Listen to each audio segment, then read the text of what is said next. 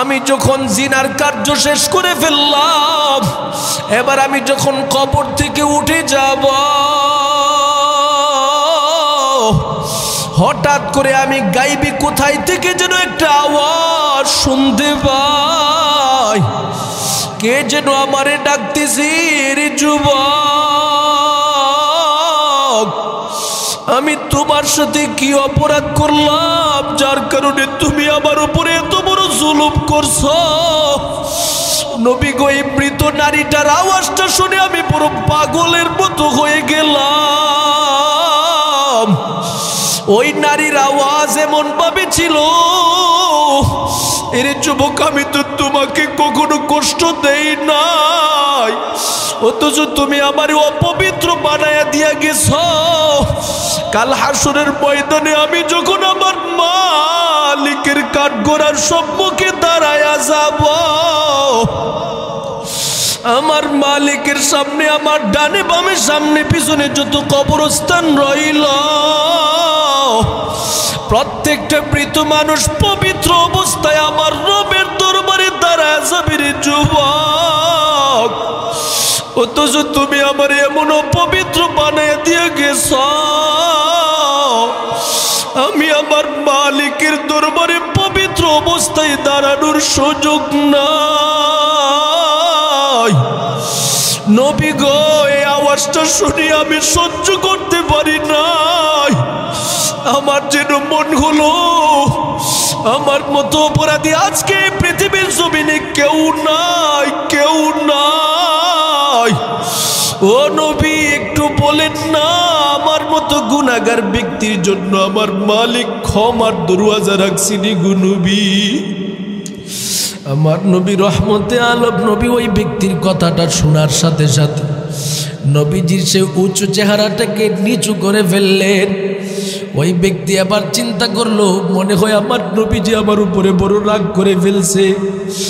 যদি রহমতে আলম নবী আমার একবার বদদুয়া দেয়, আমার যাওয়ার মতো কোনো পথ নাই। শেষ পর্যন্ত যুবক সন্তানটা আমার নবীর দরবার থেকে বের হয়ে গেল। রাস্তা দিয়া হাঁটে, চোখের পানিগুলো টপ টপ করে ছেড়ে দিয়া কান্নার পর কান্না করতেছে। কাঁদতে কাঁদতে কাঁদতে কাঁদতে কাঁদতে কাঁদতে এক পাহাড়ের ওপরে গিয়া উঠল। যুবক এবার পাহাড়ের ওপরে উঠিয়া আমার মালিকের দরবারে চোখের পানি ছেড়ে দিয়া কান্দে। ডেকে ডেকে বলে, নগো দয়ার আল্লাহ, আপনার নবী রহমতে আলমের কাছে গিয়েছিলাম, কোনো জবাব পাই নাই। আমার গুনাহ মনে হয় এত বড় গুনাহ হয়ে গেল। নবী আমার কথা শুনিয়া কোনো জবাব দেই নাই। ওগো মালিক, আমার দিলে বড় ভয়, এই গুনাহ নিয়ে যদি আপনার কবরে চলে যাই রে আল্লাহ, আমার উপায় থাকবে না রে আল্লাহ। যেই গুনার কারণে নবীও আমার উপরে রাগ, নবী আমার। আল্লাহ বলে, রে মুমিন, তওবার মাধ্যমে বড় ফাজাইল রয়েছে, দুনিয়াতেও রয়েছে, আখিরাতেও রয়েছে। আল্লাহ নিজে বলেন, ইয়া আইয়ুহাল্লাযীনা আমানু তুবু ইলাল্লাহি জামিআ। এরে মুমিন বান্দারা, তোমরা সবাই মিলে ঐক্যবদ্ধভাবে তুবু ইলাল্লাহি জামিআ আইয়ুহাল মুমিনুন লাআল্লাকুম তুফলিহুন। এরে আমার মহাব্বতের গোলামের দলেরা, তোমরা যদি পরিপূর্ণভাবে সবাই মিলে ঐক্যবদ্ধভাবে তওবা করতে পারো, ইস্তিগফার পড়তে পারো, আমি আল্লাহ নিজের পক্ষ থেকে ঘোষণা দিয়ে দিলাম, লাআল্লাকুম তুফলিহুন, অবশ্যই অবশ্যই দুনিয়া আখিরাত উভয় জগতে তোমাদের জন্য সফলতার রাস্তা রয়েছে। সুবহানাল্লাহ। এবার দুনিয়ার সফলতাটা কি?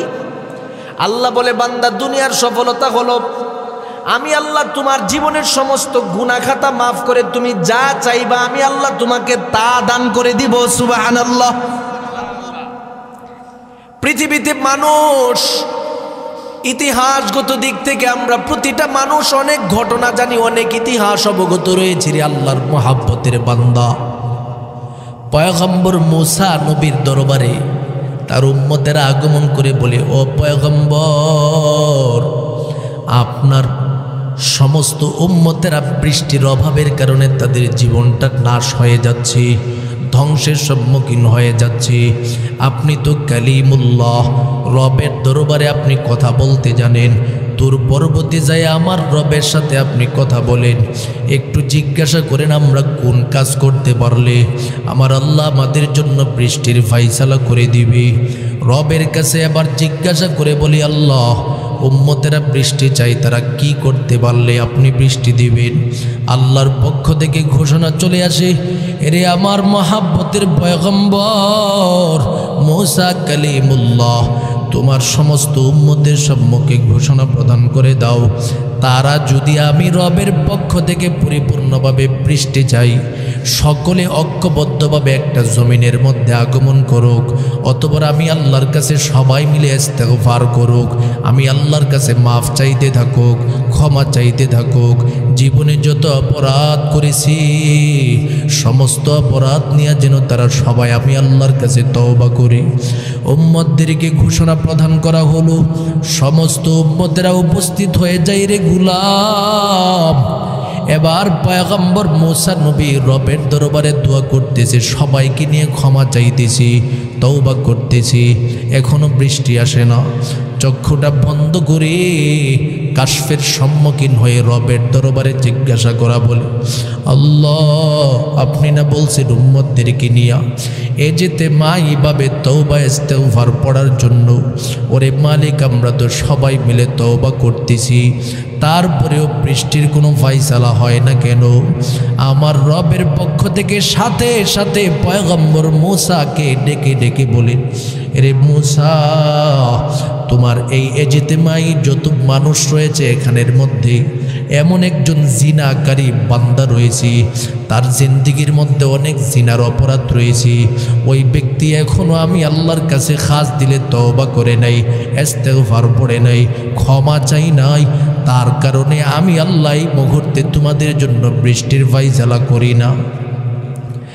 এবার মূসা নবী সমস্ত ইজতেমাই মানুষের সম্মুখে রাগান্বিত কণ্ঠে গুসা নিয়া বলে, এরে গুনাহগার, তোমার মতো একজন জিনাকারীর কারণে আমার আল্লাহ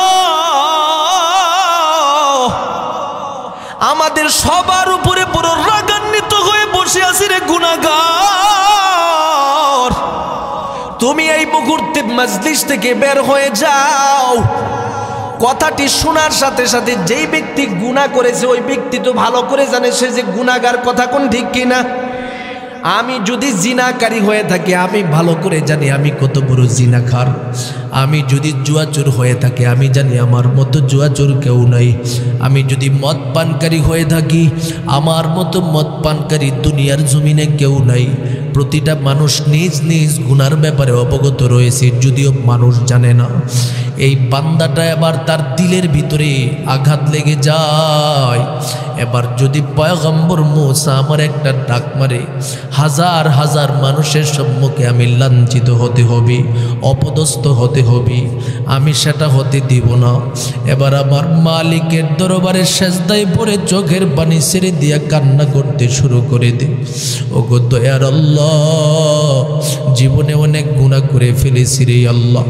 আই আল্লাহ, আমার মতো অপরাধী দুনিয়াতে কেউ না।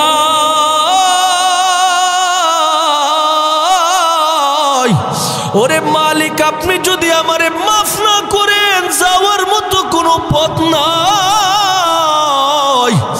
গুনাহগার আল্লাহর বান্দা যখন সেজদায় পড়ে চোখের পানি ছেড়ে দিয়া আমার মালিকের দরবারে কান্নার পর কান্না করতেছে রে আল্লাহর বান্দা, আমার মালিক সাথে সাথে ওই গুনাহগার ব্যক্তিটার এই তওবা দেখি হাজার হাজার মানুষের মাথার উপর দিয়ে বৃষ্টির ফায়সালা করে দিছি।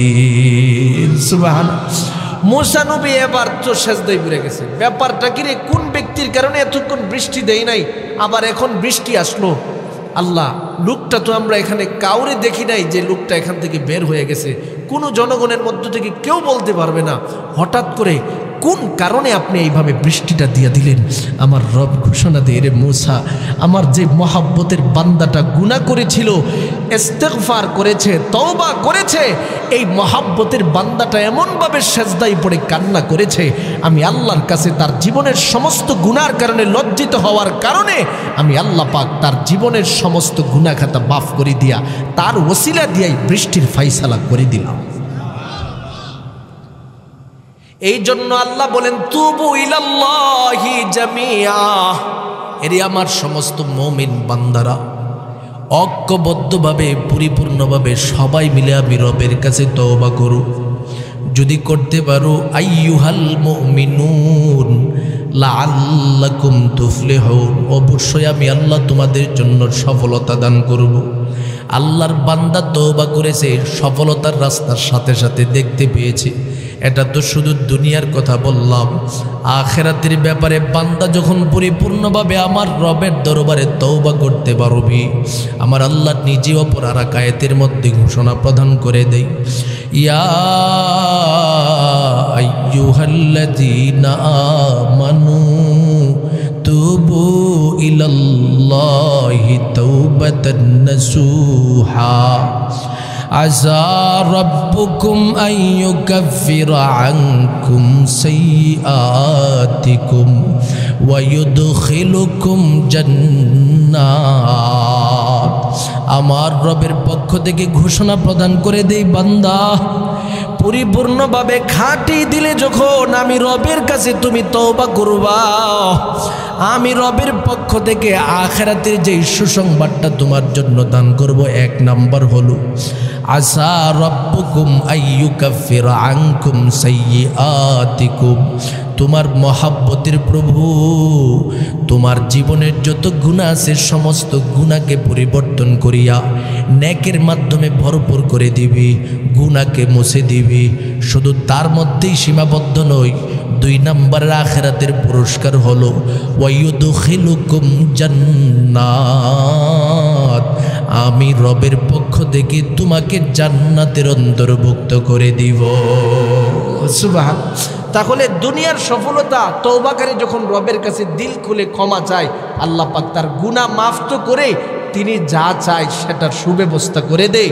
আর আখিরাতের সফলতা, বান্দার গুনাহ মুছিয়া পবিত্র বানায় আল্লাহ জান্নাতি মুমিনের কাফেলার ভিতরে ঢুকাইয়া দেয়। এই কারণে আল্লাহ বলে, বান্দা তুমি যত বড় গুনাহগার হও না কেন, আমি রবের রহমত থেকে নিজেকে নয়রাজ করে দিবা না।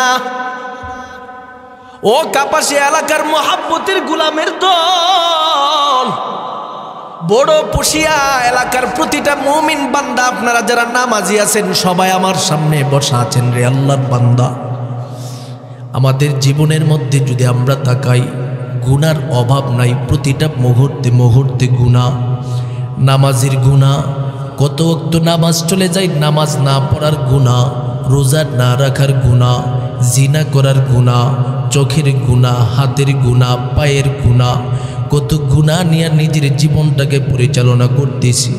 আমার আল্লাহ বলে, এরে আমার মহাব্বতের গোলামের দলেরা, জীবনের যত গুনাহ করছো, গুনাহ নিয়ে আমি রবের দরবার থেকে তুমি দূরে সরে যাও না।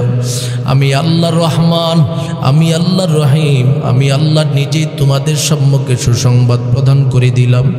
নবী গো, কাপাসিয়া এলাকার প্রতিটা মানুষের সম্মুখে আপনি ঘোষণা প্রদান করে দেন, কুলিয়া ইবাদিয়াল্লাযীনা আসরাফু আলা আনফুসিহিম লা তাকুনাতু মির রাহমাতিল্লাহ ইন্নাল্লাহা ইয়াগফিরুয যুনুবা জামিআ ইন্নাহু হুয়াল গফুরুর রহিম। আমার রবের পক্ষ থেকে কাপাসিয়া এলাকার মানুষদের সামনে কি সুন্দর করে একটা সুসংবাদ দিয়ে শুনে নেন। নবী গো, সবাইরে আপনি জানায়া দেন। আল্লাহ রাগান্বিত কণ্ঠে বলে নাই, ইবাদি ইবাদি শব্দ উপস্থাপন করে বলতেছেন, মানে আমার মহাব্বতের বান্দাদের সম্মুখে আপনি বর্ণনা করে দেন। আমার শব্দ বলতেছে, যখন সন্তান নিয়ে বাবা রাস্তা দিয়া যায়, জিজ্ঞাসা করে, ও বাবা, হাতের মধ্যে ধরে ধরে যে সন্তানটাকে নিয়ে যাচ্ছ সে কে? বাবা বড় মহাব্বতের সাথে বলে, এটা হলো আমার সন্তান। কথা কোন ঠিক কি না? এটা আমার বাবা, আমার বিবি, আমার মা, আমার দাদা, আমার দাদু। এই আমার শব্দটার মধ্যে আমার মালিক বড় ভালোবাসা ঢুকাইয়ে দিছে। আমার আল্লাহ বলে, আরে আমার মহাব্বতের গুলামের দোল, আমি রবের পক্ষ থেকে ঘোষণা প্রদান করে দিলাম, আমি আল্লাহ তোমাদেরকে বড় ভালোবাসি রে গুলাম। এই ভালোবাসার প্রমাণ নিয়ে তোমাদের সম্মুখে বলতেছি, চলে যাইও না, আমি আল্লাহর রহমত থেকে দূরে সরে যাইও না। লা তাকুনাতু মির রাহমাতিল্লাহ, আমি আল্লাহর রহমত থেকে নিজেকে দূরে সরাইয়া দিও না। প্রতিটা মুহূর্তে মুহূর্তে আমি মালিকের রহমতের চাদরটাকে তুমি প্রাধান্য দাও। এরে গুলাম, জীবনে কি গুনাহ তুমি করেছো? তোমার গুনার চেয়ে থেকে যে আমি মালিকের রহমতের চাদরটা বড়, সেটা কি তোমার ধারণা আছে? এরে গুলামের দোলেরা, আমি মালিকের রহমতের চাদরটা কেমন বড় সেটার ব্যাপারে কি তোমরা জানো? আমার আল্লাহ পাক এই বিষয়টা দুনিয়ার জমিনের মধ্যে প্রমাণ করে দিছি। একদিন মূসা নবী আমার রবের কাছে বলে, আল্লাহ, আমার উম্মতের মধ্য থেকে আজকে এই দিবসের মধ্যে সবচেয়ে থেকে নিকৃষ্ট ব্যক্তি কে হতে পারে? আমি ওই ব্যক্তিটার পরিচয় আপনার কাছ থেকে জানতে চাই এবং নেককার ব্যক্তিটার পরিচয় জানতে চাই। আল্লাহ বলে, ঠিক আছে, তুমি যদি নিকৃষ্ট ব্যক্তির পরিচয় জানতে চাও, সেটার পরিচয়টা আগে দেখাই, তারপর নেককারের পরিচয় আমি তোমার সম্মুখে উপস্থাপন করে দিব।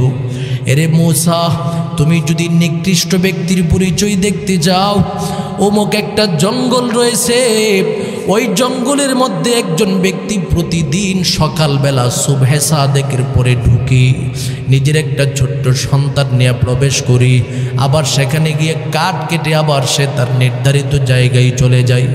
তুমি আজকে সুবহে সাদেকের সময় যেই ব্যক্তিটাকে সবার আগে জঙ্গলের ভিতরে ঢুকতে দেখবা, ওই ব্যক্তিটা হলো তোমার উম্মতের মধ্য থেকে সবচেয়ে থেকে নিকৃষ্ট উম্মত। সুবহানাল্লাহ বলেন মুসলমান। পরিচয় দেখায় দিছে যে নিকৃষ্ট উম্মতকে তুমি চিনবা। যাও, পয়গম্বর মূসা নবী একটা মুহূর্তের জন্য দেরি করে নাই, পাগলের মতো চলে যায়, জঙ্গলের সম্মুখে দাঁড়ায় দাঁড়ায় অপেক্ষমান। নিকৃষ্ট ব্যক্তির পরিচয় আজকে তিনি জানবে। রাস্তার মধ্যে দাঁড়ায় দাঁড়ায় অপেক্ষা করতেছে। এরে মুমিন, হঠাৎ করে তাকায় দেখি একজন আল্লাহর বান্দা ছোট একটা বাচ্চাকে নিয়ে, বালক সন্তানকে নিয়ে জঙ্গলের ভিতরে প্রবেশ করতেছি। মূসা নবী তার পরিচয় পরিপূর্ণ পেয়ে গেল, বুঝতে পারলো ঠিক আছে ওই ব্যক্তিটাই হলো সবচেয়ে থেকে বড় নিকৃষ্ট ব্যক্তি। সেজদায় পড়ে রবের দরবারে দোয়া করে বলি, আল্লাহ, এবার আমি নেককার একজন আল্লাহর বান্দা যায় আমার উম্মতের মধ্য থেকে সবচেয়ে থেকে ভালো, তার পরিচয়টা আমি জানতে চাই। আমার আল্লাহ বলে, পয়গম্বর মূসা, তুমি যদি তোমার নেককার উম্মতের পরিচয় জানতে চাও, সন্ধ্যা যখন ঘনিয়ে আসবে, যেই জঙ্গলের সামনে নিকৃষ্ট ব্যক্তির পরিচয় তুমি পেয়েছিলা, ওই নিকৃষ্ট ব্যক্তির পরিচয়ের জায়গার মধ্যে তোমার সামনে আমি নেককারের পরিচয় করায় দিব। সন্ধ্যা ঘনিয়ে আসলে তুমি সেখানে যাবে। মূসা নবী আর দেরি করে নয়, সন্ধ্যার সময় সেই জঙ্গলের গেটের সম্মুখে অপেক্ষমান। সময় কি সময় পার করতেছি, হঠাৎ করে তাকায় দেখি জঙ্গল থেকে একজন আল্লাহর মহাব্বতের বান্দা বের হয়ে আসতেছে। যেই ব্যক্তিটা বের হয়ে আসতেছে, ওই ব্যক্তিটা সেই ব্যক্তি যিনি সকালবেলা নিকৃষ্ট অবস্থায় জঙ্গলে ঢুকেছে। আল্লাহু আকবার বলেন মুসলমান। আমার মালিকের খেলা বোঝা বড় কঠিন, কথা কোন ঠিক কিনা? মূসা নবী বলে, আল্লাহ, কোন খেলার মধ্যে পড়ে গেলাম? নিকৃষ্ট ব্যক্তির পরিচয় জানায় দিলেন। জঙ্গলের সামনে দাঁড়ায় সকালবেলা যেই ব্যক্তিকে দেখলাম, ঠিক একই ব্যক্তি সন্ধ্যাবেলা আবার কেমনে নেককার হয়ে যায়। আমার মালিকের পক্ষ থেকে মূসা নবীর সম্মুখে এবার সুসংবাদ দেই, এরে মূসা, তুমি তো জানো না এই বান্দাটা জঙ্গলের ভিতরে ঢুকে কোন মুআমালা করেছে। তার সাথে যে ছোট্ট একটা সন্তান রয়েছে, সন্তানটা বাবাকে প্রশ্ন করে বলে, ও মহাব্বতের বাবা, একটু আমার সম্মুখে জবাব দেন, জবাব দেন, জবাব দেন। এত বড় জঙ্গল, এই জঙ্গলের চেয়ে থেকে মনে হয় পৃথিবীর জমিনে আর কিছুই বড় হতে পারে না। সন্তানের দিকে তাকায় বাবা বলে, অবশ্যই বড় আছি, জঙ্গলের চেয়ে থেকে পৃথিবীর এই মাটিটা, এই জমিনটা হলো বড়। ও বাবা, জমিনের চেয়ে থেকে বড় কি হতে পারে? পরে প্রথম আসমানটা বড়, প্রথম আসমানের চেয়ে থেকে বড় কি হতে পারে? বলে দ্বিতীয় আসমানটা বড়, দ্বিতীয় আসমানের চেয়ে থেকে বড় কি হতে পারে? বলে তার চেয়ে থেকে তৃতীয় আসমানটা বড়, তৃতীয় আসমানের চেয়ে থেকে বড় কি? বলে চতুর্থ আসমান। বলতে বলতে সপ্তম আসমান পৌঁছে গেল। এবার সন্তান বাবারে ডেকে ডেকে বলেন, রে মহাব্বতের বাবা, সপ্তম আসমানের পরিচয় বুঝলাম, এবার জানতে চাই সমস্ত আসমানের চেয়ে থেকে সবচেয়ে থেকে বড় কি হতে পারে? বলে আমার মালিকের আরশটা হলো সবার চেয়ে থেকে বড়। এবার সন্তান ডেকে ডেকে বলেন, বাবা গো, মালিকের আরশের চেয়ে থেকে বড় কি হতে পারে? বাবা এবার চোখের পানিগুলো টপ টপ করে ছেড়ে দেয়, কান্না ভরা কণ্ঠ নিয়ে ডেকে ডেকে বলে, রে সন্তান, আমার মালিকের আরশের চেয়ে থেকে বড় কি হতে পারে সেটা তুমি জানতে চাও?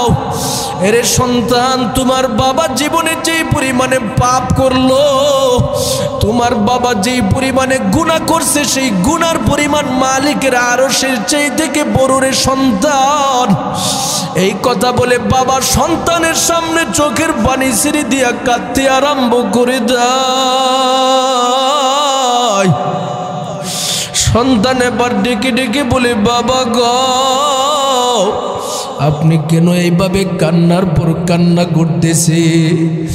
বাবা ডেকে ডেকে বলে, সন্তান, আমার মালিকের আরশের চাই থেকে তোমার বাবার গুনার পরিধি বেড়ে গেল। এবার সন্তান চোখের পানি ছেড়ে দিয়া বাবারে ডেকে ডেকে বলে, বাবা গো,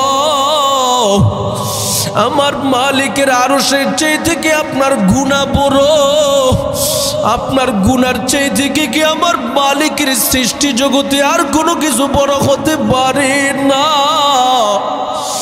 বাবা এবার সেজদায় পড়ি সন্তানের দিকে ইশারাবদ্ধ হয়ে জোরে জোরে আওয়াজ দিয়া বলি, এরি আমার মহাব্বতের সন্তান, এই মুহূর্তে আমি বাবা যেই মালিকের কুদরতে কদমের মধ্যে সেজদায় পড়ে গেলাম, তোমার বাবার জীবনের গুনার চেয়ে থেকে এই মালিকের কুদরতি কদমের রহমতের চাদরটা বড়। আমার ওই মালিক যদি আমি গুনাহগার বান্দাটাকে একবার রহমতের চাদরের মধ্যে উঠাইয়া আমি গুনাহগারটাকে ডাক দিয়া তার রহমতের ভিতরে ঢুকায়া নাই, তোমার বাবার জীবনের সমস্ত গুনাহ খাতার সাথে সাথে রহমতের চাদরের ভিতরে ঢুকিয়া সব কিছু মিনিশে পরিষ্কার পরিচ্ছন্ন হইয়া তোমার মহাব্বতের বাবা পরিপূর্ণ পবিত্র হয়ে যাবে। আল্লাহু আকবার বলো মুসলমান। আমার রবের পক্ষ থেকে মুসা নবীকে বলে দেই, এরে মুসা, যেই মহাব্বতের বান্দা আমি আল্লাহর রহমতের চাদরটাকে এত বড় বড় বলে ঘোষণা দিতে পারে, ওই বান্দাকে আমি আল্লাহ পাক কখনো গুনাহগার বলে ডাক দিতে পারি না। ওই বান্দাকে আমি আল্লাহ পাক কখনো নেককারের বাহিরের বান্দা বলি না। ওই বান্দা যখন আমি রবের কাছে মাফের পরে মাফ চাই, ক্ষমার পর ক্ষমা চাই, আমি আল্লাহ আমার বান্দার জীবনের সব গুনাহ মাফ করে দিই।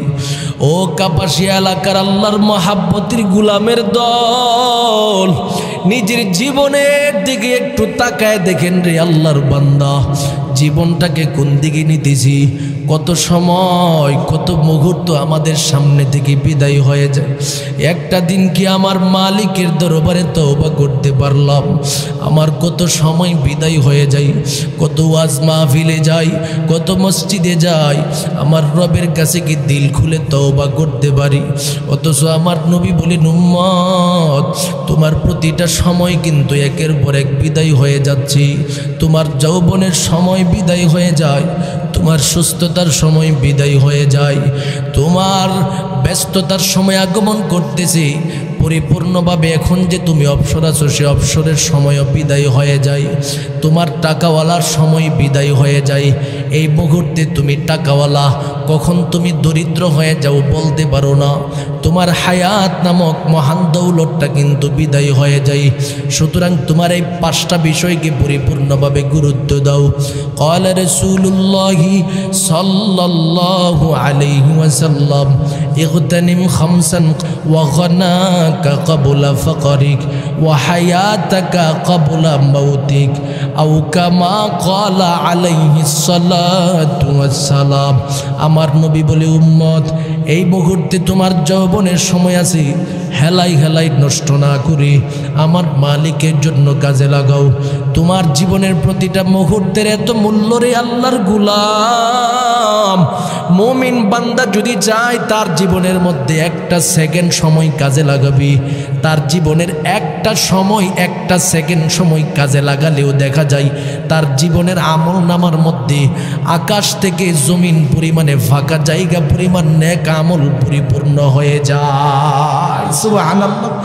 কি পরিমাণে মুমিন বান্দার একটা সেকেন্ডের সময় বড় মূল্য। তার প্রমাণটা কি? নবী এক হাদিসের মধ্যে বলেন, সুবহানাল্লাহি ওয়ালহামদুলিল্লাহি তামলাআনে বাইনাস সামাই ওয়াল আরদ। রহমতে আলম নবী বলেন, জমিনে যখন কোনো মুমিন বান্দা একবার তার জবান থেকে সুবহানাল্লাহ বলে, আরেকবার আলহামদুলিল্লাহ বলে, আল্লাহ পাক আকাশ থেকে জমিন পরিমাণে ফাঁকা জায়গা ওই ব্যক্তিটার জন্য নেক আমলের মাধ্যমে পরিপূর্ণ করে দেয়। আপনারা বলেন তো দেখি, এতক্ষণ যে সুবহানাল্লাহ বলতেছেন মনে হয় একদিন লেগে গেছে। কি বলেন? 1 ঘন্টা লাগছে?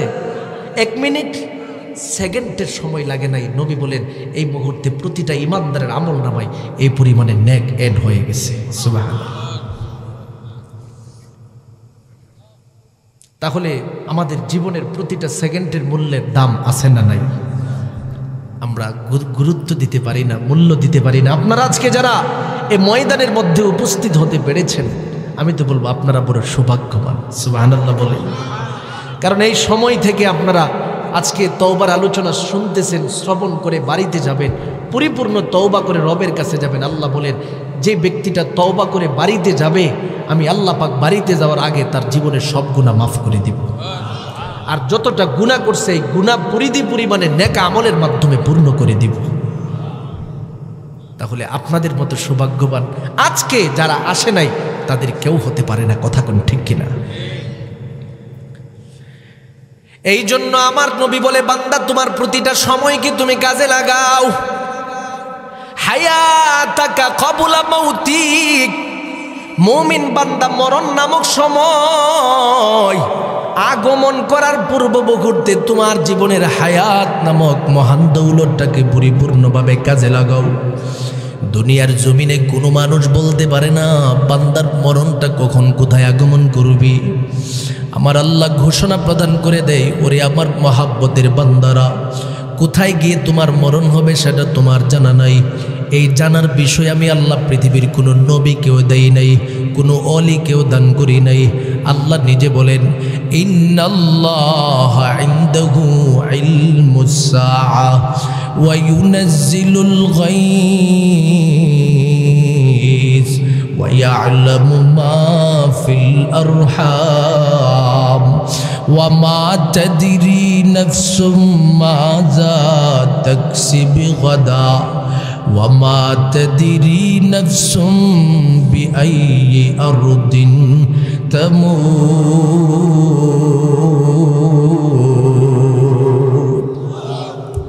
আমার রবের পক্ষ থেকে মানুষের সম্মুখে ঘোষণা প্রদান করে দেই, বান্দা 5 বিষয়ের ইলম আমি আল্লাহর কাছে গোপন রাখলাম। এক নাম্বার হলো কিয়ামত কখন আগমন করবে, কোনো নবী ওলি গাউস কুতুব কাউকে দেয় নাই। 2 নম্বরে আল্লাহ বলেন বৃষ্টি কখন কোথায় আগমন করবি সেই খবর আমি আল্লাহ পৃথিবীর কাউরে দান করি নাই। 3 নম্বরে আমি আল্লাহ দুনিয়াতে ওয়ায়ালামু মা ফিল আরহাম, মায়ের পেটে ছেলে আছে না মেয়ে আছে পরিপূর্ণ হওয়ার আগ পর্যন্ত পৃথিবীর কোনো ডাক্তারকে দেয় না। যারা আল্ট্রাসাউন্ড করে তখন ওই সন্তান ছেলে না মেয়ে দেখতে পারে। পরিপূর্ণ যখন হয়ে যায়, যখন মারার কোনো সম্ভাবনা থাকে না, তখনই আল্লাহ পাক মানুষের সামনে আল্ট্রাসাউন্ডের মাধ্যমে জানার ব্যবস্থা করে দেয়। এছাড়া আমার আল্লাহ ঘোষণা দেয় মায়ের পেটে ছেলে না মেয়ে সেই খবর আমি আল্লাহ তোমাদেরকে দেই নাই। 4 নম্বরে আল্লাহ বলেন ওয়ামা তাদরি নাফসুম মাযা তাকসিবু গাদা, বান্দা তুমি আগামীকাল কি করবা সেই খবর আমি আল্লাহ তোমাকে দেই নাই। 5 নম্বরে আল্লাহ আমাদেরকে সতর্ক করে দিই মুমিন ওয়ামা তাদরি নাফসুম বিআইয়ি আরদিন তামুত, মুমিন তুমি কোথায় মরবা, কোথায় তুমি ইন্তেকাল করবা, বাড়িতে মরবা নাকি বাজারে মরবা, নাকি গাজীপুর শহরে গিয়া মরবা, নাকি ঢাকায় গিয়া মরবা, নাকি হসপিটালে গিয়া মরবা এই খবর আমি আল্লাহ তোমাকে দেই নাই। যখন তোমার মরণের সময় আগমন করবি, মালাকুল মউত যেখানে মরণের সময় আসবে তখনই উপস্থিত হয়ে যাবে সেখানে। এই কারণে নিজেকে পরিপূর্ণভাবে প্রস্তুত বানাও। কেমনে প্রস্তুত বানাই ভাবি আল্লাহর মহাব্বতের বান্দা আমার নবী ঘোষণা দেয় ক্বালা রাসূলুল্লাহি সাল্লাল্লাহু আলাইহি ওয়াসাল্লাম মান তাবা ক্বাবলা আন তাতলু আশ-শামসু মিন মাগরিবিহা তাবাল্লাহু আলাইহি। নবী বলেন যদি আমার কোনো মহাব্বতের উম্মত সূর্য পশ্চিম দিক থেকে উদিত হওয়ার আগ পর্যন্ত আমার রবের কাছে দিল খুলে তওবা করতে পারে, আমার আল্লাহ ওই বান্দার খাঁটি দিলের তওবাটাকে কবুল করে নিয়া বান্দাকে পরিপূর্ণ পবিত্র বানায়া দিবে। সুবহানাল্লাহ।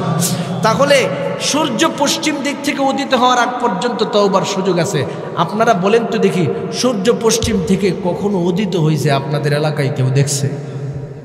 কিন্তু সূর্য একদিন না একদিন আসবে, উদিত হবে পশ্চিম দিক থেকে। সময়টা হলো কিয়ামতের আগে। কথা কোন ঠিক কিনা? নবী বলেন কিয়ামতের আলামত 10টা, বড় বড় আলামত 10টা বর্ণনা করেছেন। এর মধ্যে একটা হলো তাতুলু আশ-শামসু মিন মাগরিবিহা, সূর্যটা পশ্চিম দিক থেকে উদিত হবে। আর পশ্চিম দিক থেকে উদিত হওয়ার পরে মানুষ যদি আল্লাহর কাছে তওবা করে আর সুযোগ নাই। এই হাদিসের ব্যাখ্যায় উলামা ইকরামরা বলেছেন দুনিয়াতে যদি কোনো বান্দা সূর্য পশ্চিম দিক থেকে উদিত হওয়ার আগ পর্যন্ত বেঁচে থাকে তা তো আছে, যদি না বেঁচে থাকে তার ব্যাপারে কি বর্ণনা? তার ব্যাপারে বর্ণনা হলো বান্দার জবানের মধ্যে গেরগের শব্দ উপস্থাপিত হবে। মানে হাদিসের ভাষায় গেরগের বলা হয়েছে, বাংলা ভাষায় আমরা এটাকে সাকরাত বলে থাকি। সাকরাতের মুহূর্ত আগমন হওয়ার আগ পর্যন্ত যদি কোনো বান্দা রবের কাছে দিলটা খুলে তওবা করে আল্লাহ পাক তার তওবাও কবুল করে নেবেন। সুবহানাল্লাহ। এবার আপনারা যারা মাজলিসের মধ্যে বসে আছেন আমার সাথে একটু জবানটা খুলে বলেন সাকরাত কখন শুরু হয় আমাদের কারো জানা আসেনি? এমন মজলিস আজকে যারা বসে আছেন এই মজলিসের মতো আরও কত মজলিস আমার চোখের সামনে ঘটেছে। চট্টগ্রামে ঘটেছে, লোহাগড়ায় ঘটেছে, কক্সবাজারে ঘটেছে, মাইমিসিং এলাকায়ও ঘটেছে যে মাহফিলের মধ্যে চলাকালীন অবস্থায় একটা মানুষ হার্ট অ্যাটাক করে দুনিয়া থেকে বিদায়। আপনাদের চোখের সামনে এমন ঘটনা আছে না নাই? কত ঘটনা সারা পৃথিবীতে ঘটতেছে। এই জন্য আল্লাহ বলে বান্দা সুযোগ আছে, আমি মালিকের রহমতের চাদর থেকে দূরে চলে যাইও না, আমি মালিকের রহমতের চাদরের দিকে আসো।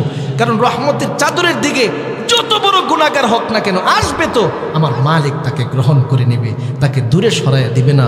কারণ হযরত ওমরে ফারুক রাদিয়াল্লাহু তাআলা আনহু একদিন রাস্তা দিয়ে চলতেছে, হঠাৎ করে তাকায় দেখে একটা যুবক সন্তান কান্নার পর কান্না করতেছে, এমন কাঁদা কাঁদতেছে তার কান্না দেখে ওমরে ফারুকের মতো ব্যক্তিও কাঁদতে শুরু করে দেয়। সুবহানাল্লাহ বলবেন না?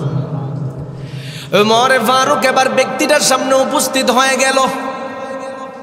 এরে মুমিন, যেই বিষয়টা বোঝানোর জন্য ঘটনাটা বলতেছি সেই বিষয়টা হলো আমার মালিকের কাছে যখন কেউ গুনাহ করি তওবা করলে যে আমার আল্লাহ কাউকে খালি হাতে ফিরায় দেয় না, এটা বোঝানোর জন্য শুধু ঘটনাটা বলতেছি, মনোযোগের সাথে শুনে নেন। ওমরে ফারুক যুবকটার সামনে উপস্থিত হয়ে যায়, ডেকে ডেকে বলেন মা ইউবকিকা ইয়া শাব, এরে আল্লাহর বান্দা যুবক, কোন জিনিসে তোমাকে এইভাবে কান্না করাইতেছি এই মুহূর্তে আমার সম্মুখে বলো। যুবক সন্তান ওমরের আওয়াজটা পায়া আরো জোরে কাঁদতে আরম্ভ করে দেয়। ওমর বারবার তাকে জিজ্ঞাসা করে বলে, এরে আল্লাহর বান্দা বলো না, তুমি যেইভাবে কান্না করতেছো তোমার কান্না দেখে আমিও থাকতে পারছি না, নিজেও কান্না করতে মনে চাইতেছি। কথাটা শোনার সাথে সাথে যুবক সন্তান ডেকে ডেকে বলেন, এরে ভাই ওমর, আপনার কাছে যদি আমি এই মুহূর্তে কান্নার কথা বলি কোনো সুযোগ হবে না। আমি চাই রহমতে আলম নবীর দরবারে আমাকে নিয়ে যাবেন। আমি আমার রহমতে আলমের সম্মুখে দাঁড়াতে চাই। ওনার সম্মুখে দাঁড়ায়া আমার জীবনের প্রতিটা দুঃখ কষ্টের বর্ণনা দিতে চাই। আপনি একটু সুযোগ করে দেন, নবীর কাছে যাব। ওমর ফারুক এবার তাকে নিয়ে রওনা হয়ে গেল। রাস্তা দিয়ে চলতেছে, যুবকের কান্না থামে না। কাঁদতে কাঁদতে মসজিদে নববীর দরওয়াজার সম্মুখে চলে যায়। ওমর ফারুক এবার আমার নবীর সামনে যায়, ওই যে যুবকের সাথে কান্না করেছিল এই কান্না ভরা চোখের পানিটা নবীর সামনে গিয়া মুছতেছে। আমার নবী ওমরের দিকে তাকায় তাকায় বলে, রে ওমর, ব্যাপারটা কি, তুমি কেন এইভাবে কান্না করতেছো? মা ইউবুকিকা ইয়া ওমর, বিষয়টা তো আমি নবী বুঝতে পারি নাই, এই মুহূর্তে জবাব দাও। ওমর বলে, নবী গো, একটা যুবক সন্তানকে আপনার দরবারে নিয়ে আসছি। যে যুবকটা এমন কোন অপরাধ নাকি করে ফেলেছে, এই অপরাধের কারণে যুবক সন্তানটা কান্নার পর কান্না করতেছি। আপনার কাছে নিয়ে আসছি, তার ব্যাপারে কোনো ক্ষমার সুযোগ আছে কিনা? যুবক সন্তান এবার আমার নবীর দরবারে উপস্থিত হয়ে গেল। নবী আমার ডেকে ডেকে বলে, নেরে আল্লাহর বান্দা, কি ব্যাপার, এমন কোন আমল তুমি করেছো, এমন কোন খারাপ কাজ করেছো যার কারণে অপরাধের অনুশোচনা প্রকাশ করতে করতে কান্নাকাটি করতেছ? যুবক সন্তান আমার নবীর কাছে বলে, নবী গো, আমি দুনিয়াতে সবচেয়ে বড় জুলুম করে ফেলেছি, সবচেয়ে বড় অপরাধ করে ফেলেছি। আমার নবী বলেন, এমন কি অপরাধ করে ফেলছো রে যুবক সন্তান, একটু বলো। কথাটি শোনার সাথে সাথে যুবক সন্তান আমার নবীর দিকে তাকায় ডেকে ডেকে বলি, নবী গো, দুনিয়ার জমিনের মধ্যে আমার মতো অপরাধী কেউ হতে পারে না। কি অপরাধ করে ফেলেছো তুমি? কি আকাতালতা নাফসান, কাউকে অন্যায়ভাবে হত্যা করে ফেলেছো? যুবক বলে, লা ইয়া রাসূলুল্লাহ, কি করেছো একটু বলো, কোন অপরাধ করেছো? তুমি কি শিরিক করে ফেলেছো? যুবক বলে, লা ইয়া রাসূলুল্লাহ, তাহলে এমন কি বড় অপরাধ তোমার মাধ্যমে সংঘটিত হয়েছে? যুবক সন্তান এবার চোখের পানিগুলো টপ টপ করে ছেড়ে দিয়া কান্না ভরা কণ্ঠ নিয়ে ডেকে ডেকে বলে, নবী গো, আমি এত বড় অপরাধী গো নবী। আমার অভ্যাস ছিল, যখন কোনো মানুষ কবরস্থানের মধ্যে রেখে দিয়ে আসা হতো, ওই মৃত ব্যক্তির কাফনের কাপড়গুলোকে চুরি করে করে দিনের বেলা আমি বিক্রি করে দিতাম। ও নবী গো, রহমতে আলম নবী, গত কিছুদিন আগে মদিনা নগরীর মধ্যে সবচেয়ে থেকে সুন্দরী রমণী দুনিয়া থেকে বিদায় হয়ে যায়। তাকে যখন কবরের মধ্যে দাফন করে রাখা হলো গো নবী, ও গো নবী, আমি চিন্তা করলাম দেখি কবরস্থানে যায় তার কাফনের কাপড়টা নিয়ে আসবো। নিশিরজনীর মধ্যে চলে গেলাম, তার কাফনের কাপড়টাকে আলাদাভাবে আমি তার শরীর থেকে আলাদা করে নিলাম। এবার সেই কাফনের কাপড়টাকে আলাদা করার পরে আমি তাকায় দেখি এত সুন্দরী নারী লাশ হয়ে আমার সামনে দাঁড়া, আমার সামনে অবস্থান করতেছি। আমার লোভ সামলাতে পারি না, শয়তানের কুমন্ত্রণায় পড়ে আমি ওই মৃত নারীটার সাথে জিনায় লিপ্ত হয়ে গেলাম গো নবী। আমার মতো অপরাধী এই দুনিয়াতে কেউ নাই ও গো নবী, শুধু তার মধ্যে সীমাবদ্ধ নাই গো নবী। আমি যখন জিনার কার্য শেষ করে ফেললাম, এবার আমি যখন কবর থেকে উঠে যাব, হঠাৎ করে আমি গাইবি কোথায় থেকে যেন একটা আওয়াজ শুনতে পাই, কে যেন আমারে ডাকতেছে, রে যুবক। আমি তোমার সাথে কি অপরাধ করলাম যার কারণে তুমি আমার উপরে এত বড় জুলুম করছো? নবী গো, এই মৃত নারীটার আওয়াজটা শুনে আমি পুরো পাগলের মতো হয়ে গেলাম। ওই নারীর আওয়াজ এমন ভাবে ছিল, এর যুবক আমি তো তোমাকে কখনো কষ্ট দেই নাই, অথচ তুমি আমার অপবিত্র বানায়া দিয়া গেছ। কাল হাসরের ময়দানে আমি যখন আমার মালিকের কাঠগড়ার সম্মুখে দাঁড়ায়া যাব, আমার মালিকের সামনে আমার ডানে বামে সামনে পিছনে যত কবরস্থান রইল, প্রত্যেকটা মৃত মানুষ পবিত্র অবস্থায় আমার রবের দরবারে দাঁড়ায় যাবে রে যুবক। অথচ তুমি আমার এমন অপবিত্র বানায় দিয়ে গেছ, আমি আমার মালিকের দরবারে পবিত্র অবস্থায় দাঁড়ানোর সুযোগ নাই। নবী গো, এই আওয়াজটা শুনে আমি সহ্য করতে পারি নাই। আমার যেন মন হলো আমার মতো অপরাধী আজকে পৃথিবীর জমিনে কেউ নাই, কেউ নাই। ও নবী, একটু বলেন না, আমার মতো গুনাহগার ব্যক্তির জন্য আমার মালিক ক্ষমার দরওয়াজা রাখছিনি গো নবী। আমার নবী রহমতে আলম নবী ওই ব্যক্তির কথাটা শোনার সাথে সাথে নবীজির সে উঁচু চেহারাটাকে নিচু করে ফেললেন। ওই ব্যক্তি আবার চিন্তা করলো, মনে হয় আমার নবীজি আমার উপরে বড় রাগ করে ফেলছে। যদি রহমতে আলম নবী আমার একবার বদদুয়া দেয়, আমার যাওয়ার মতো কোনো পথ নাই। শেষ পর্যন্ত যুবক সন্তানটা আমার নবীর দরবার থেকে বের হয়ে গেল। রাস্তা দিয়া হাঁটে, চোখের পানিগুলো টপ টপ করে ছেড়ে দিয়া কান্নার পর কান্না করতেছে। কাঁদতে কাঁদতে কাঁদতে কাঁদতে কাঁদতে কাঁদতে এক পাহাড়ের ওপরে গিয়া উঠল। যুবক এবার পাহাড়ের ওপরে উঠিয়া আমার মালিকের দরবারে চোখের পানি ছেড়ে দিয়া কান্দে।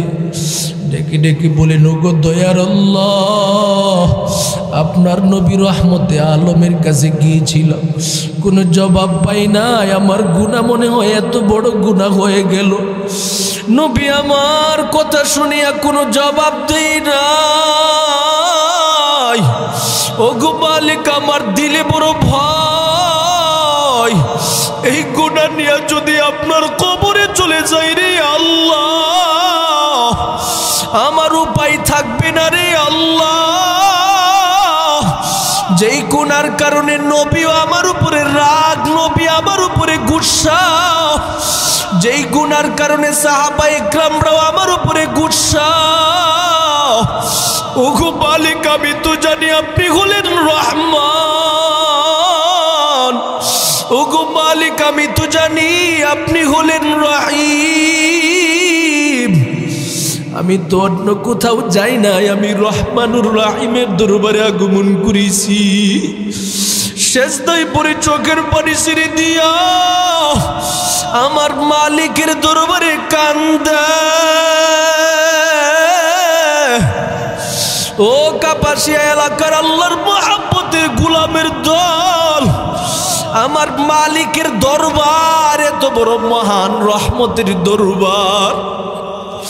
বান্দা যত বড়ই গুনাহ করুক না কেন, যদি সেজদায় পড়ে মালিকের রহমতের কাছে ক্ষমা চাই, অনুশোচনা প্রকাশ করে, আমার মালিক মহাব্বতের বান্দাটাকে দূরে সরাইয়া দিতে পারে না। আমার রবের পক্ষ থেকে জিবরাইলকে প্রেরণ করে দেয়, এরে জিবরাইল,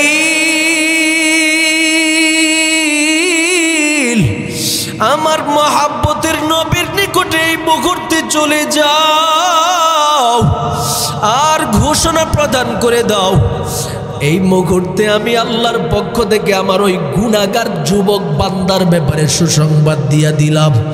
বান্দা জীবনে যত অপরাধ করেছে সমস্ত অপরাধ নিয়া যেই পদ্ধতিতে আমি আল্লাহর কাছে কান্নার পর কান্না করেছি, তার প্রতিটা কান্না আমি রবের দরবারে এমনভাবে কবুল হয়ে গেছে, আমি আল্লাহ আজ থেকে পবিত্র বান্দা হিসাবে আমি কবুল করে নিলাম।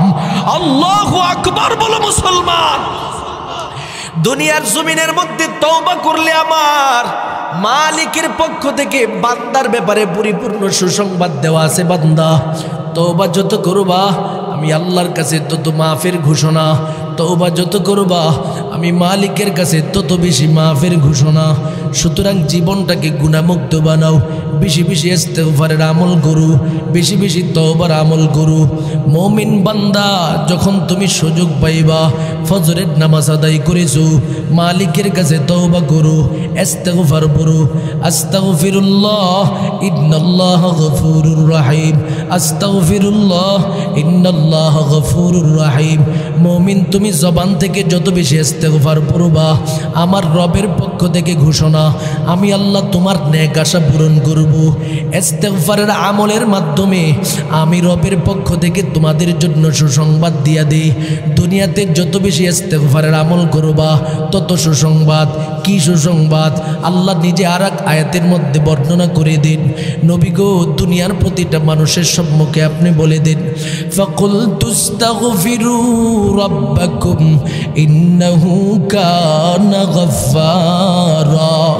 ও নবী, আমি আল্লাহ ঘোষণা দিয়া দিলাম সমস্ত উম্মতেরা যেন বেশি বেশি আমি আল্লাহর কাছে ক্ষমা চাই, ইস্তিগফার পড়ি। ইস্তিগফার পড়লে লাভ কি হবে? আল্লাহ নিজে বলেন, ইউরসিলিস সামা আলাইকুম মিদরারা ওয়া ইউমদিদকুম বিআমওয়ালিন ওয়া বানিন।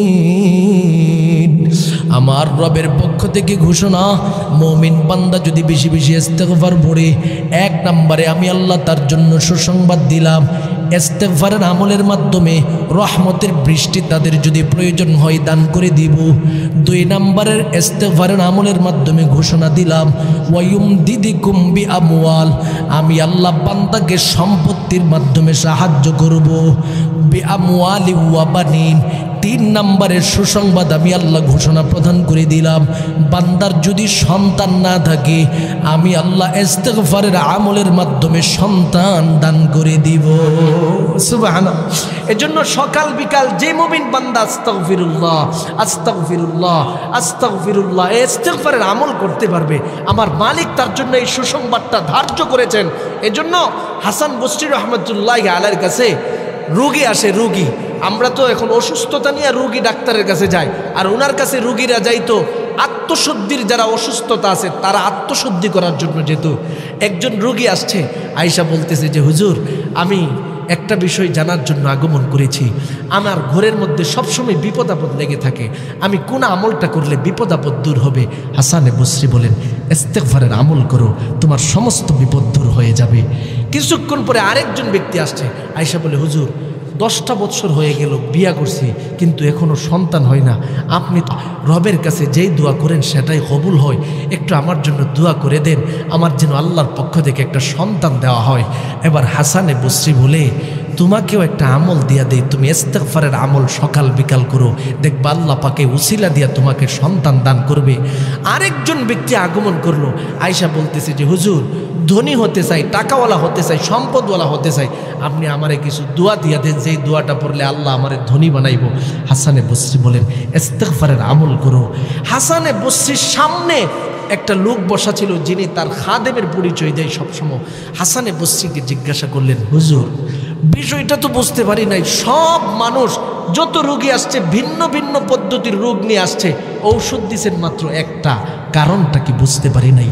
হাসানে বসরি বলেন, এই ঔষধ সাধারণ ওষুধ না, এটা আত্মশুদ্ধি গোটা জাতির জন্য অ্যান্টিবায়োটিক ঔষধ। সুবহানাল্লাহ বলেন। হাসানে বসরি বলেন, এটা অ্যান্টিবায়োটিক ঔষধ, ইস্তিগফারের আমল। বান্দা ইস্তিগফারের আমল যদি করে, জিন্দেগির যত আশা আকাঙ্ক্ষা আছে সব পূর্ণ করে। কারণ আমার আল্লাহ নিজে ঘোষণা দিয়েছেন, দেখছো না আমার সামনে যেই লোকটা আসছে, ওই লোকটা সন্তানের অভাবে আসছে, সন্তান লাগবে, আল্লাহ বলছেন বানিন, সন্তান যদি তুমি চাও তাহলে ইস্তেগফারের আমল করো। তাই আমি তাকে এই সন্তান চাওয়ার ব্যাপারে ইস্তেগফারের আমল বলে দিলাম। আরেক লোক আসছে দেখছো না, বলছে ধনী হতে চায়, আল্লাহ সেটাও বলছেন আমওয়াল, যদি বান্দা তুমি ইস্তেগফারের আমল করো আমি আল্লাহ আমওয়াল বাড়াইয়া দিব, সম্পদ বাড়াইয়া দিব, যার কারণে তাকেও আমি ইস্তেগফারের আমল দিয়েছি। এভাবে যত রোগী যত মানুষ আছে সবাইকে আমি আমার পক্ষ থেকে ইস্তেগফারের আমল দিয়ে দেই। ইস্তেগফার যত বেশি পড়তে পারবে আল্লাহ পাক তার তত আশা আকাঙ্ক্ষা কুদরতি হাতে পূর্ণ করে দিবেন। এই জন্য সকাল বিকালের আমল আমরা ইস্তেগফারের আমল করার চেষ্টা করব। এ কারণে আল্লাহ বলে বান্দা আমি রব তোমাকে ভালোবাসার লিস্টের ভিতরে ঢুকাতে চাই। কেমনে ঢুকবা? ঢুকার পদ্ধতি হলো 1 নাম্বার, ইন্নাল্লাহা ইউহিব্বুত তাওয়াবিন। দুনিয়াতে যারা তওবাকারী রয়েছে তাদেরকে আমি আল্লাহ পাক দিল খুলে বড় ভালোবাসি রে বান্দা। দুনিয়ার জমিনের মধ্যে যারা তওবাকারী রয়েছে আমি আল্লাহ পাক তোমাদেরকে বড় ভালোবাসি। এই হলো 1 নম্বরের ঘোষণা। 2 নম্বরে আবার রবের পক্ষ থেকে ঘোষণা প্রদান করে দেই বান্দা। ওই যে আমি আলোচনার সূচনায় বলেছিলাম 2টা কথা বলবো মহাব্বতের বান্দার গুণ। প্রথম গুণ হলো তওবাকারী হয়ে যাও, ইস্তেগফারকারী হয়ে যাও। 2 নম্বরের গুণ হলো ওয়াইহিব্বুল মুতাতাহহিরিন, নিজের জীবনটাকে পরিপূর্ণভাবে পবিত্র বানায় নাও। এরে আল্লাহর মহাব্বতের গোলামের দল, যার জীবন যত বেশি পবিত্র আল্লাহর কাছে সে তত বেশি মহাব্বতপূর্ণ, তত বেশি ভালোবাসা পাবে। কেমনে পবিত্র হব? আল্লাহ বলে বান্দা তুমি ওযুর মাধ্যমে নিজেকে পবিত্র করো। তুমি পবিত্র হওয়ার জন্য যত অপশন আছে রে গোলাম, আমি রবের পক্ষ থেকে আমার কালামের মধ্যে ঘোষণা প্রদান করে দিলাম। ইযা কুমতুম ইলাস সালাতি ফাগসিলু ওয়ুজুহাকুম ওয়া আইদিয়াকুম ইলাল মারাফিক ওয়ামসাহু বিরুউসিকুম ওয়া আরজুলাকুম ইলাল কাবাইন। আল্লাহর পক্ষ থেকে ঘোষণা প্রদান করে দে বান্দা তুমি যদি নিজেকে পবিত্র বানাতে চাও ওযু করো। ওযুর পদ্ধতি কি? 1 নাম্বার ফাগসিলু ওয়ুজুহাকুম, চেহারাটাকে পানির মাধ্যমে ধৌত করো। এরপরে আমি আল্লাহ বলে দিলাম আইদিয়াকুম, হাত ধৌত করো ইলাল মারাফিক, কোনি পর্যন্ত। 3 নম্বরে আল্লাহ বলে দেয় ওয়ামসাহু বিরুউসিকুম, তোমরা মাথাটাকে মাসে করে ফেলো। 4 নম্বরে আল্লাহ বলে দেয় ওয়া আরজুলাকুম, তোমাদের পাও ধৌত করো। আমি আল্লাহ ঘোষণা প্রদান করে দিলাম এই অঙ্গসমূহ ধৌত করার মাধ্যমে সাথে সাথে আমি রবের কাছে তুমি পবিত্র হয়ে যাও। সুবহানাল্লাহ। এই পদ্ধতিটা আমরা মক্তব থেকে শিখতে শিখতে আজকে বড় হয়েছি, কথা কোন ঠিক কিনা? এই শেখানোটা এই জন্য হয়েছে যেন বান্দা নিজেকে সবসময় পবিত্র রাখে। যেই ব্যক্তি যত বেশি পবিত্র থাকবে তার দোয়া রবের দরবারে তত বেশি কবুল হবে। সুবহানাল্লাহ। যেই নারী, মহিলাদেরকে আমি নসিহত করব, মহিলাদের মধ্য থেকে আমার মা বোনদের মধ্য থেকে যারা যত বেশি পবিত্র হালাতে থাকতে পারবে আল্লাহ পাক তাকে তত বেশি নেককার সন্তান দান করবেন। সুবহানাল্লাহ। তত বেশি নেককার সন্তান দান করবেন। আজকে অধিকাংশ ফ্যামিলিতে সন্তানরা বাপ মার বাধ্যবাধকতার জিন্দেগি অন্বেষণ করে না। তার পিছনে কারণ হলো মহাব্বতের মা সঠিকভাবে চলে না, কথা কোন ঠিক কিনা? এমন কত মা আছে যারা সন্তান পেটে ধারণ করে গুনার কাজ করতেছে, আছে না নাই? মা পেটে সন্তান ধারণ করে অশ্লীলতা নিয়ে ব্যস্ত রয়েছে, আছে না নাই? সন্তান পেটে ধারণ করে এই সন্তানকে নিয়ে সিনেমা দেখতেছে, মোবাইলের মধ্যে অশ্লীল ভিডিও দেখতেছে। আল্লাহর নবী বলেন এই অশ্লীল ভিডিও দেখনেওয়ালা মায়ের সন্তানের পেটের মধ্যে যতদিন সন্তান থাকবে এই সন্তানের উপরে তার প্রভাব পড়তে থাকবে। নাউজুবিল্লাহ বলেন। তাহলে আমার মাদের কাছে আমি বলবো সন্তানকে যদি আল্লাহওয়ালা বানাতে চান, সন্তানকে যদি নেককার বানাতে চান, আমি আপনাদের সবার কাছে একটাই অনুরোধ করব, নিজে সবসময় পবিত্র হালাতে থাকবেন। দেখেন না হযরত মঈনুদ্দিন চিশতি রহমতুল্লাহি আলাইহি শেষ একটা ঘটনা বলে আপনাদের কাছ থেকে আমি বিদায় নেওয়ার চেষ্টা করব। বাকি আপনারা কিছু সময় ধৈর্যের সাথে শ্রবণ করার মন মানসিকতা আসেনি, কথা কোন আছে সবার? আল্লাহ সবাইরে কবুল করুক, সকলে বলুন আমিন। আমি চাই না যে আজকে রাতটা বেশি হয়ে যাক, আজকে যত দ্রুত শেষ হয় কালকে শেষ দিন আপনার সুন্দর করে উপস্থিত হতে পারবেন। লম্বা টাইম বয়ান হলে সমস্যা নাই। আজকে রাতে যদি বেশি সময় উজাগরি করেন, কালকে বয়ানের ক্ষেত্রে রাত যদি বেশি হয়ে যায় সমস্যা হতে পারে। তাই আগের দিনের সময়টা আগে আগে শেষ করে ফেলাই ভালো। কথা কোন ঠিক নেই? এজন্য আমরা অল্প সময়ের ভিতরে শেষ করে ফেলবো। আমি শুধু মা বোনদের দিকে ইশারাবদ্ধ হয়ে, আপনারা যারা মুরব্বী আছেন আপনাদের সম্মুখে ইশারাবদ্ধ হয়ে যে নসিহতটা করতে চাই। মঈনুদ্দিন চিশতি রহমতুল্লাহ আলাইহি তিনি যখন তার ঘর থেকে বের হতেন, ভারতবর্ষে আসার পরে ভারতের যে কোনো রাস্তা দিয়ে যেত, ওনার চেহারার দিকে তাকায় ইতিহাস সাক্ষী হাজার হাজার হিন্দু মুসলমান হয়ে গেছে। সুবহানাল্লাহ, মুসলমান হয়ে গেছে। ছোট সময় ওনার জিন্দেগিটা কিভাবে পরিচালনা করছেন এবার একটু দেখে নেন। মার কাছে গেছে, গিয়া বলে, মা আমি রাস্তা দিয়ে গেলেই মানুষ আমার এত সম্মান করে, এত ভালোবাসে, এত ইজ্জত দেয়, এমনকি হিন্দুরাও আমার দিকে মুসলমান হয়ে যায়। মা মুস্কি মুস্কি হাসে। সন্তান বলে, মা কারণটা কি? আপনি মুস্কি মুস্কি হাসেন কেন? মা বলে, সন্তান রে, এই যে যোগ্যতা, এই যে ক্রেডিট, এটা তোমার না, এটা আমি মায়ের। সুবহানাল্লাহ বলেন। মা এটা আপনার যোগ্যতা কেমনে হলো একটু বলে। মা এবার সন্তানের দিকে তাকায় তাকায় বলে, ও মঈনুদ্দিন, তুমি যখন দুনিয়ার জমিনের মধ্যে আগমন করার জন্য পরিপূর্ণ প্রস্তুত হয়ে গিয়েছ রে সন্তান, আমার রবের পক্ষ থেকে যখন তুমি আমার রেহেমের মধ্যে চলে গেলা, আমি মা এমনভাবে সতর্ক অবস্থায় চলেছি, কোনো বেগানা পুরুষের সম্মুখে তোমাকে পেটে ধারণ করার পরে আমি কখনো যাই নাই রে সন্তান।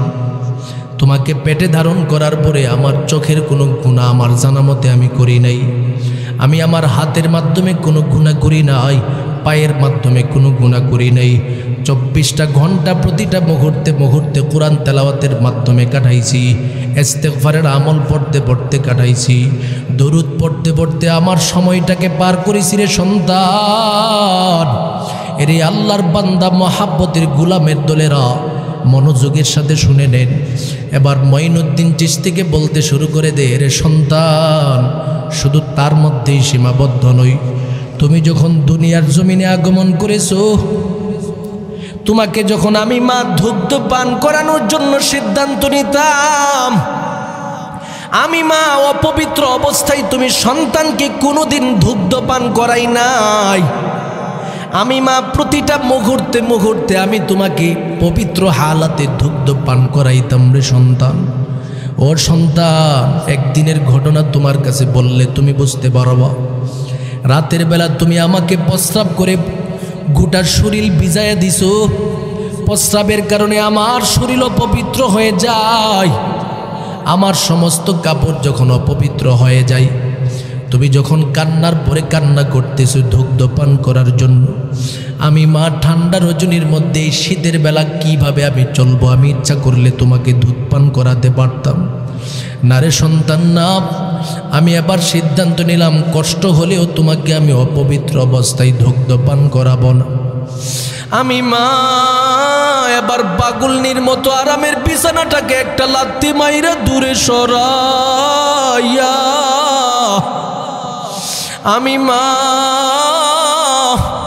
ঠান্ডা পানি দিয়া যতটুকু পরিমাণে আমার শরীরে প্রস্রাব লাগছি, ততটুকু পরিমাণে পরিপূর্ণভাবে আমি ধৌত করে নিলাম রে সন্তান। নিজেকে পরিপূর্ণ পবিত্র বানায়া তারপর তোমার সম্মুখে আগমন করে তোমাকে দুগ্ধ পান করাইছি। এরে সন্তান, শুধু তার মধ্যেই তো সীমাবদ্ধ নয় রে সন্তান। তুমি যখন ধীরে ধীরে বড় হয়ে যাও, নবী সুন্নত মোতাবেক তোমাকে লালন পালন করেছি। তোমার জুতা পরিধান করানোর প্রয়োজন, আমি ডান দিক থেকে জুতা পরিধান করাইছি। এমনকি তুমি যখন কোনো কাপড় পরিধান করছো, তোমার হাতটাকে সর্বপ্রথম আমি ডান হাতের ভিতরে ঢুকাইছি, বাম হাত অংশের মধ্যে ঢুকাইছি। এভাবে কাপড়টা তোমাকে পরিধান করার ব্যবস্থা করেছি। নবীর সুন্নতের উপরে এমনভাবে তোমাকে আমি ট্রেনিংয়ের ব্যবস্থা করেছি। আমি মা নিজেকে এমনভাবে পবিত্র হালাতে রেখেছি। এই জাতীয় কারণে আমার আল্লাহ তুমি মঈনুদ্দিনকে পৃথিবীর যুগশ্রেষ্ঠ আল্লাহর ওলি হিসাবে কবুল করে নিছি। সুবহানাল্লাহ। এই জন্য কাপাসিয়া এলাকার আমার মা বোনদের কাছে বলবো, মা গো, নিজের রেহেম থেকে যদি আল্লাহওয়ালা বুজুর্গ নেককার সন্তান পৃথিবীর জমিনের মধ্যে উপস্থাপন করার ব্যবস্থা করতে চান রে মা, নিজের সন্তানকে যদি পরিপূর্ণ নেককার বানাতে চান, নিজে সতর্ক হন, বেপরদাশীলার জিন্দেগি থেকে নিজেকে হেফাজত করেন, তাহাজ্জুদের আমলের ভিত্তিতে জীবন চালান, ইস্তেগফারের আমলের মাধ্যমে নিজের জীবন চালান। যত বেশি আপনি নেককার হবেন, আপনার মহাব্বতের সন্তান তত বেশি আল্লাহওয়ালা হবে। আপনি যত বেশি পবিত্র থাকবেন, আপনার সন্তান তত বেশি পবিত্র থাকবে। ও আল্লাহর বান্দা, মহাব্বতের গোলামের দলেরা, দুনিয়ার জমিনে যতদিন পর্যন্ত থাকব, যদি মালিকের মহাব্বতের পাত্রের ভিতরে নিজেকে ঢোকাতে চাই, এক নম্বরে আল্লাহ বলে, বান্দা ইউহিব্বুত তাওয়াবিন, আমি আল্লাহ ঘোষণা দিলাম তুমি তওবাকারী হয়ে যাও।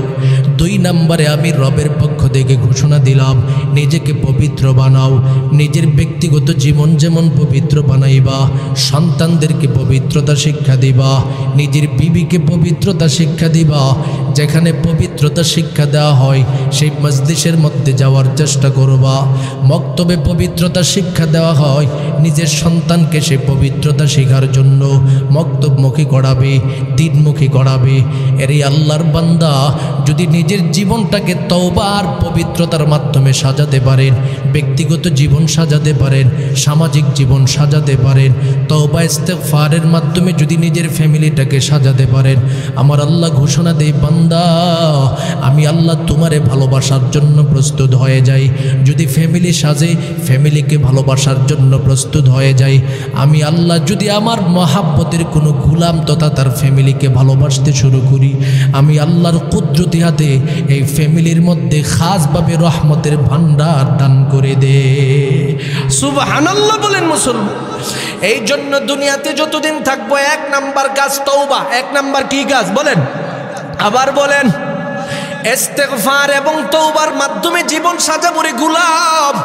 আস্তাগফিরুল্লাহাল্লাযী লা ইলাহা ইল্লা হুয়াল হাইয়ুল কাইয়্যুম ওয়া আতুবু ইলাইহি লা হাওলা ওয়ালা কুওয়াতা ইল্লা বিল্লাহিল আলিয়্যিল আযীম।